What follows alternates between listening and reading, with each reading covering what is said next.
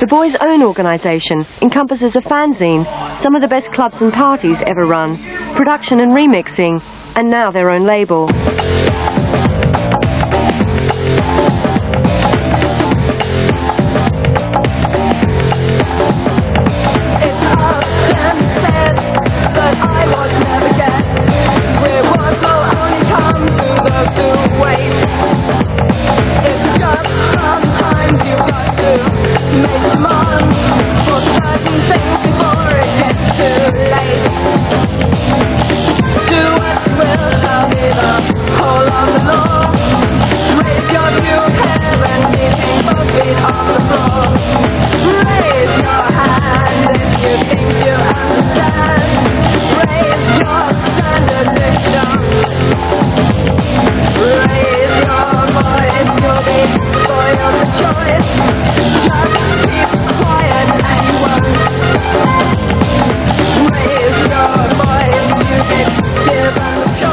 Well, the boys' own story starts many years back at the Mud Club.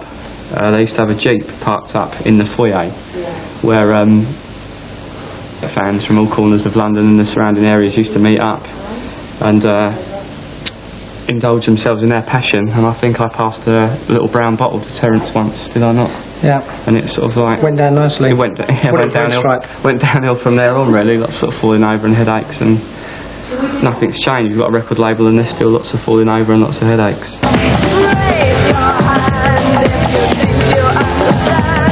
The boys' own organisation basically is me and Andrew on the music side. Simon Eccles, who is Director General of it all, and Steve Mays, who lurks around in dark corners. And there's other people like Pete here, who, although he's a top lurker, he does actually work musical equipment as well. Will contribute on the which is a godsend, musical side. Can do it. Without sounding pretentious, there's an attitude to the music as opposed to a sound to the music. Yeah. You know, it's all got a bit of spunk and it's all got a bit of life in it. You know, whether that's like Hank Williams or whether it's, you know, a sort of rap record, that sort of like line. Yeah, we're just interested in the best of anything. Raise your mind, raise your hands, everybody make a stand, cause you're gonna need a reason to shout. Raise your hopes, raise your eyes, and you're gonna realize that there ain't no reason to doubt. Raise your arms and make a start to open up your heart if you wanna know the meaning of love. Raise a smile on your face and you'll see the place and you can call it heaven above. It's often said that asking for the world is a sign of being selfish, stupid, free. It's just sometimes you've got to make a stand. Who knows it's what the world might need. Do what you will, shall be the whole of the law. Raise your view of heaven, you think both feet on the floor. Raise your hand if you think you understand. We started the label simply because we were forever being paid to do other people's records. And we feel we had the knowledge, or we knew we had the knowledge to do our own stuff, because when you do a remix, a lot of it, before you even get anywhere near any of the band stuff, you create a track of your own anyway. I mean, I do anyway. So why not start up our own label?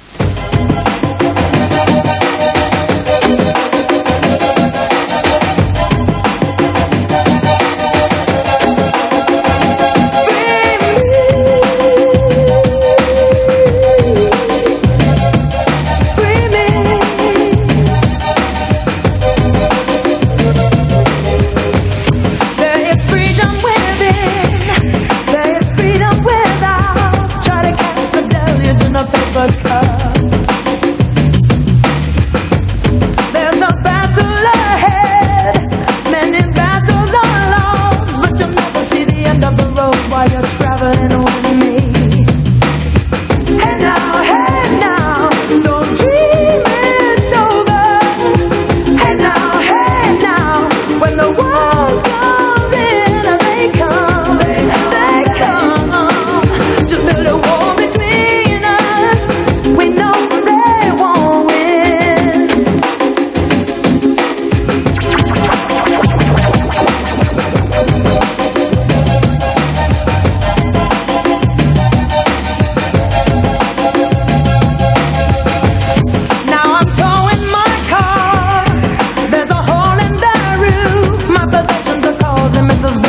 have no proof. In the paper today, tales of war and all ways, but you turn right over to the TV page. Hey now, don't dream it's over. Hey now, when the world comes in, they come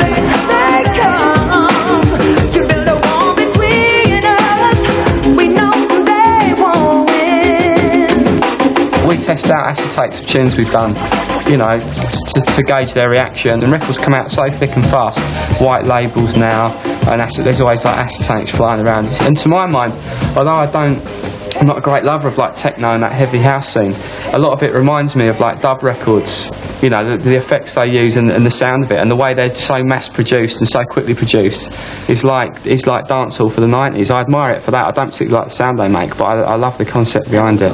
The new Bocca Juniors single is a song called Substance, and it's not advocating like drug abuse. It's just about records that, you know, these sort of peace and love, ooh, let's live together records, which are just sort of so vacuous, and they're just sort of like a money-making thing, and they're not really meant. And this is sort of like a two-edged song. It could be about a personal relationship, or it could be about watered-down music.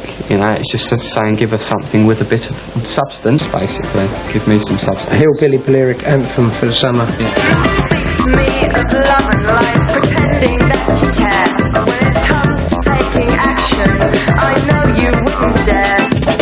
Fill the air with questions and wisdom from the wise. To some it sounds like promise, and to me it sounds like lies. Give me some substance. Just know it's me. Give me some substance. Just know it's me. Give me some substance.